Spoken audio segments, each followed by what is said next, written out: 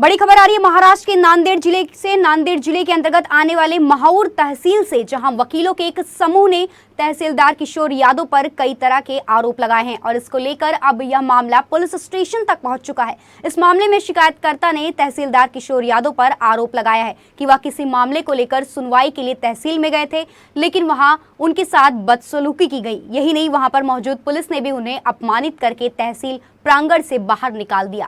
आपको बता दें कि शिकायतकर्ता कोई और नहीं, बाकायदा एक एडवोकेट है जिसका नाम सीडी राठौड़ बताया जा रहा है। एडवोकेट सीडी राठौड़ का कहना है कि जब उन्होंने तहसीलदार किशोर यादव से सुनवाई की विनती की तो कथित तहसीलदार ने उनके साथ अभद्र भाषा का इस्तेमाल करते हुए न सिर्फ गाली गलौज की, बल्कि पुलिस बुलाकर उन्हें वहां से अपमानित करके तहसील प्रांगण से बाहर निकाल दिया। तहसीलदार कार्यालय में एक एडवोकेट के साथ हुए इस बर्ताव के बाद तमाम वकीलों ने प्रशासन के खिलाफ मोर्चा खोल दिया है और माहौर के साथ साथ किनवट की वकीलों ने भी काम बंद आंदोलन छेड़ दिया है। कुछ लोगों का यह कहना है कि किशोर यादव को अपने तहसीलदार होने का घमंड है और वो अपने घमंड में इस तरह चूर हो जाते हैं कि कुछ दिन पहले ही बाढ़ के दौरान मुख्यमंत्री एकनाथ शिंदे का उनके पास फोन आया था, लेकिन उन्होंने फोन उठाना जरूरी नहीं समझा। इसके बाद इस मामले को लेकर स्थानीय सांसद हेमंत पाटिल ने सबके सामने तहसीलदार किशोर यादव को आड़े हाथों लिया था।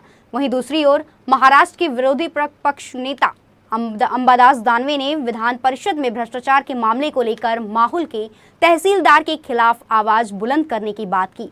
आंदोलनकारी वकीलों का आरोप है कि सरकार में शामिल कुछ लोग तहसीलदार को बचाने का प्रयास कर रहे हैं, जबकि तहसीलदार किशोर यादव का बर्ताव ठीक नहीं है। उनका कहना है कि जब बुद्धिजीवियों के साथ ऐसा बर्ताव किया जाता है तो आम आदमी अपनी समस्याएं लेकर किसके पास जाए और न्याय की उम्मीद किससे करे। मला म्हणाले की तुम्ही समोरच्या खुर्चीवर का बसलात। मी त्यांना म्हणालो की मी वकील आहे असे म्हणालो असता त्यांनी मला तुम्ही इथं कसे बसलात, तुम्ही बाहेर निघून जा असे म्हणून मला त्यांनी तू वकील झाला का बे, तुला अक्कल आहे का, तू किती शिकला बे, 150 हाण्या,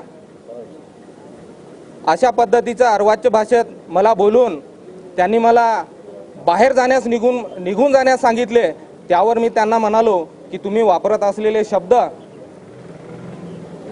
व तुमचं वर्तन हे चुकीचं आहे असं म्हणालो असता त्यांनी मला तू मला शिकवतो का बे 150 हाण्या, तू 10वी नापास आहे का, तुला कळते की नाही, तुला काही अक्कल आहे का, अशा शब्दामध्ये माझा तहसीलदार साहेब माहूर यांनी अपमान केला। तू थांब इथेच, पोलिसांना बोलवतो आणि तुला कक्षाच्या बाहेर हाकलून देतो। संबंधित तहसीलदाराने लगेच पोलीस ठाणे माहूर यांना बोलून घेतले। मी कक्षाच्या बाहेर आल्यानंतर सदर घटनेबाबत माननीय उपजिल्हाधिकारी साहेब किनवट यांना फोनद्वारे सदर घटनेबाबत सांगितले। ते सुद्धा मला म्हणाले की तुम्ही माझ्याकडे लेखी तक्रार करा। त्यानंतर मी माझ्या वकील संघटना माहूर येथे आलो। सदर घटनेबाबत मी माझ्या वकील संघामध्ये सांगितला आणि त्या पद्धतीने आम्ही एक ठराव घेतला आणि घटनेच्या दुसऱ्या दिवशी पोलीस ठाणे सिंदखेड येथे माहूर येथे जाऊन संबंधित तहसीलदाराविरुद्ध कायदेशीर कार्यवाही करण्यात यावी असा एक तक्रार सुद्धा दाखल केलेली आहे। न्याय प्रणालीमध्ये वकील हा महत्त्वाचा दुवा समजला जातो आणि वकील हा सदैव पक्षकारांना न्याय देण्यासाठी कोर्टामध्ये, तहसीलमध्ये, कलेक्टर ऑफिसमध्ये, SDO कार्यालयामध्ये आणि जिथं जिथं पक्षकारांना गरज पडेल तिथं न्यायासाठी झुंज देणारा हा वकील हा एकमेव असा दुवा आहे। आणि अशा प्रकारे जर तहसील ऑफिसमधून किंवा कोणत्या ऑफिसेसमधून वकिलांना अशा प्रकारची वागणूक जर मिळत असेल तर लोकशाही प्रणालीमध्ये हे खूप घातक आहे। आणि अशा प्रकारे जर कोणी वागत असेल, तहसीलदार असो कोणी असो, वकिलांसोबत जर वागत असेल तर त्यांच्यावर निश्चितच कडक कारवाई झाली पाहिजे। त्या अनुषंगाने माझ्या वकील संघातर्फे आम्ही असा एकमताने ठराव घेतला आणि या गोष्टीचा निषेध केला आणि आज रोजी न्यायालयाचं कामकाज आम्ही वाढवून घेण्याचं ठरवलेलं आहे। याचे पडसाद नक्कीच उमटतील। जर अशा तहसीलदाराविरुद्ध जे कायद्याचे रक्षण करणारे आहे, कायद्याचे भक्षक बनतात, तेव्हा त्यांच्याविरुद्ध कडक कारवाई झाली पाहिजे आणि नाही झाल्यास याचे परिणाम समोर भोगावे लागेल। आणि आम्ही सुद्धा जोपर्यंत आमच्या वकिलांना आणि पर्यायाने पक्षकारांना न्याय भेटणार नाही तोपर्यंत आम्ही सुद्धा चुपचाप बसणार नाही. आता हे एकमेव प्रकरण नाही आहे. आम्ही पाहतो की आमचे वकील बंधू तहसील कार्यालयामध्ये जातात, तेथे वकिलांना बसण्याची सोय नाही. जी आम्हाला जो मान आम्हाला कोर्टामध्ये मिळतो तहसीलमध्ये आम्हाला पाहावयास मिळत नाही. आम्ही वेळोवेळी वकील संघातर्फे ठराव घेतला, बैठक घेतली आणि तशी सूचना तहसीलदारांना यापूर्वी दिलेली आहे. परंतु आमच्यासाठी वकिलांना बसण्यासाठी, पक्षकारांना उभं राहण्यासाठी, बसण्यासाठी कोणत्याही प्रकारची तरतूद उपाययोजना तिथं केली गेलेली नाही.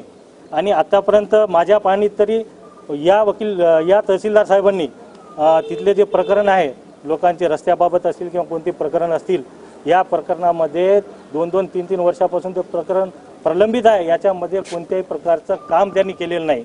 म्हणून माझी या माध्यमातून अशी विनंती आहे की प्रशासनाला विनंती आहे आणि आम्ही त्याबाबत कारवाई पण करणार आहोत की या तहसीलदारांचं संपूर्ण कामाचं पूर्ण चौकशी झाली पाहिजे. यांची बदली म्हणून यांना माफ केलं नाही पाहिजे.